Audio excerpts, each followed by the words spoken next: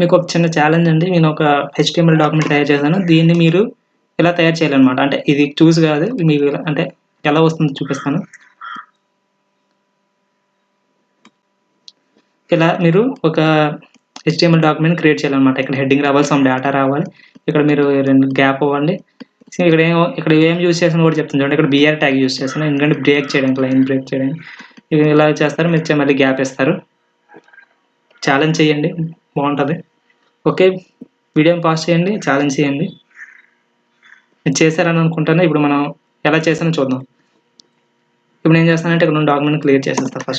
First ఏం చేస్తాం, మనం బేసిక్ స్ట్రక్చర్ని క్రియేట్ చేసుకుంటాం. నేను క్రియేట్ చేశాను. ఇదేంటి ఛాలెంజ్ కదా, ఛాలెంజ్. ఇక్కడ ఫస్ట్ ఏం చేస్తాం, ఫస్ట్ దాంట్లో మనం ఒక హెడ్డింగ్ రాస్తాం. అంటే H1 అనుకోండి. దీంట్లో హెడ్డింగ్ 1.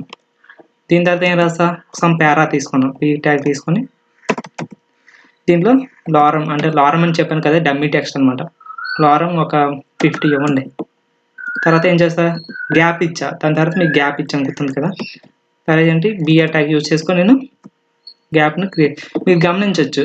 ఇక్కడ ఏం చేస్తే మీరు హెచ్కి H1 రాసేటప్పుడు ఇక్కడ క్లోజ్ చేసాం. బి ట్యాగ్ రాసేటప్పుడు ఇక్కడ స్టార్ట్ చేసి ఇక్కడ క్లోజ్ చేస్తాం. బిఆర్ ట్యాగ్ క్లోజ్ చేయలేదు, ఎందుకంటే కొన్ని ట్యాగ్స్ ఉంటాయి అనమాట. అవి సెల్ఫ్ క్లోజింగ్ ట్యాగ్స్ అనమాట. వాటికి అవసరం లేదు. బిఆర్ ట్యాగ్ అనేది ఒక సెల్ఫ్ క్లోజింగ్ ట్యాగ్ అనమాట. ఇంకో బిఆర్ ట్యాగ్ ఇద్దాం గ్యాప్ కోసం.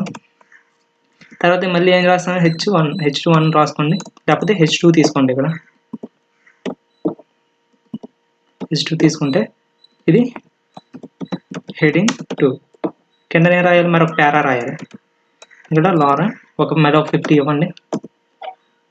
దీని తర్వాత ఏం చేస్తాం, మళ్ళీ బిఆర్ ట్యాగ్ యూజ్ చేసుకుంటాం. బిఆర్ ట్యాగ్ యూజ్ చేసుకొని మనం గ్యాప్ని క్రియేట్ చేసుకుంటాం.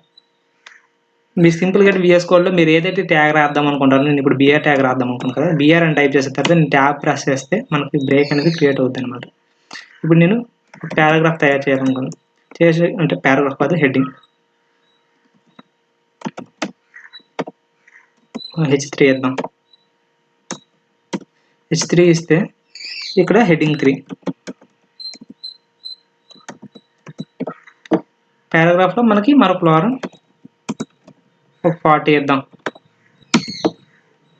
ఇప్పుడు దీన్ని మనం రన్ చేద్దాం. ఓపెన్ విత్ లైవ్ సర్వర్ చేస్తే సేమ్ అదే వచ్చింది. కాకపోతే ఏంటంటే అక్కడ నేను అన్ని H1లు ఇచ్చాను, ఇక్కడ H3లు ఇచ్చాను. మళ్ళీ అది కాకుండా ఏంటంటే కొంచెం టెక్స్ట్ చిన్నదైనట్లుంది కానీ, తక్కువ అయినట్లుంది కానీ, మనం దాన్ని ఎక్కువ చేద్దాం. H3 మరీ చిన్నగా ఉంది. దీన్ని కూడా మనం ఏం చేద్దాం అంటే H1 కింద మార్చేద్దాం. H1 ఇక్కడ మీరు మరి కొంచెం లారం టెక్స్ట్ యాడ్ చేయడం ఏంటంటే ఇక్కడ లారం ఒక 30 రాసేయండి. ఇప్పుడు కూడా లారం 30.